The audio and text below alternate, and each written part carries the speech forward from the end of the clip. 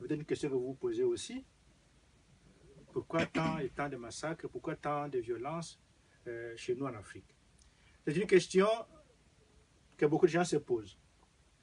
Et paradoxalement, beaucoup, j'allais dire, aux États-Unis, au Canada et même en Australie. Alors, la particularité de ces trois pays-là, c'est qu'ils se posent la question avec des réponses. Et les réponses, c'est qu'il ne faut pas chercher loin. C'est parce que l'Afrique ancestrale, donc l'Afrique, en fait, ce qu'il appelle pour l'Afrique, dans l'Afrique ancestrale, c'est une société de violence. C'est une société qui est sauvage.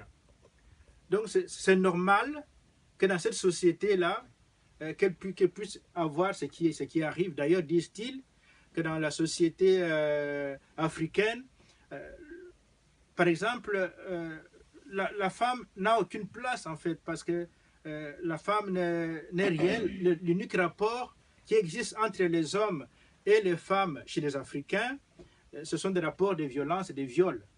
Que ce soit les cousins, que ce soit les mariés, que ce soit l'oncle, n'importe qui, leur façon d'agir envers les femmes, ce sont des viols.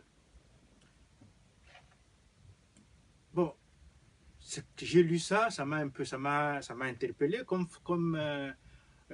description de la société africaine. Et j'ai cherché à savoir si c'était vraiment exactement ça. Pourquoi disait-il ça? D'où venait cela?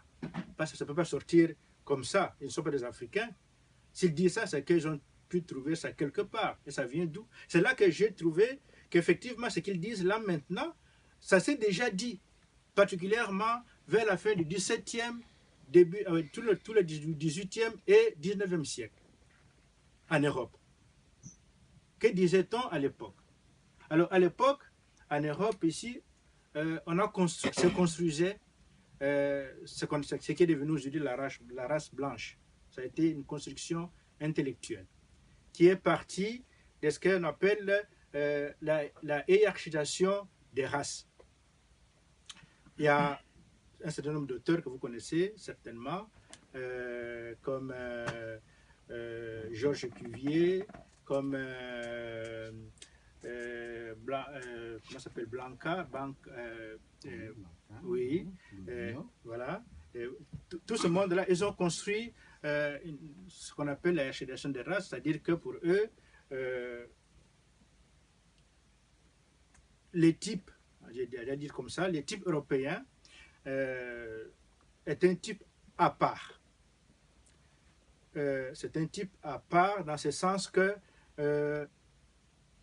il est le constitutif de toutes les qualités humaines. C'est vraiment l'aboutissement de ce qu'on dirait l'évolution humaine aboutie dans ce type-là. C'est-à-dire, c'est tout ce qu'il y a de beau, c'est tout ce qu'il y a d'intelligent, c'est tout ce qu'il y a de fort. En fait, l'Européen, qu'ils appellent le blanc, il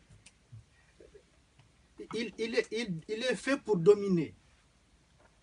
À l'opposé, se trouve justement dans ce qui est tout à fait au début de l'humanité, que sont les Africains, donc qu'ils appellent les Noirs. Ici, c'est un concentré des défauts. Ils sont laids, ils sont ignorants, ce sont des enfants, donc on fait tout ça. Donc, alors, entre les deux, il y a ce qu'ils appellent eux, les rouges, et puis il y a les jaunes. Donc les rouges, ce sont les peaux qu'on appelle les peaux rouges, les anciens américains qui pour la plupart ont été décimés. Et puis il y a les jaunes, c'est-à-dire les Chinois, les Asiatiques et tout ce monde-là. Donc voilà, entre les deux, donc en réalité, les deux pôles-là, les blancs et les noirs n'ont rien de commun, à vrai dire. Et donc, ce qu'on appelle le courant philosophique des Lumières, que vous connaissez, sont venus appuyer cela pour dire en fait la charge divine allouée à ce qui est, c'est-à-dire la race, devenue maintenant la race blanche, je crois, c'est d'apporter la civilisation, c'est-à-dire l'humanité, à cela même qui ne l'a pas, c'est-à-dire les Africains.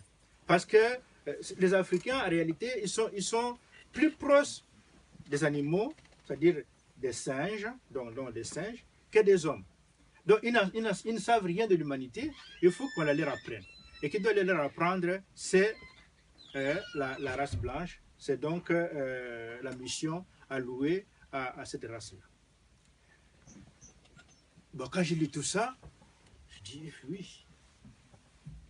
Est-ce qu'ils connaissent vraiment les Africains, ces gens-là qui ont écrit ça? Vous connaissez quand même, vous connaissez un peu l'Afrique.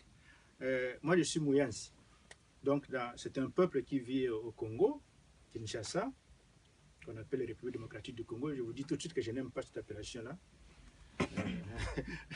Je trouve ça bon, mais ce n'est pas le sujet.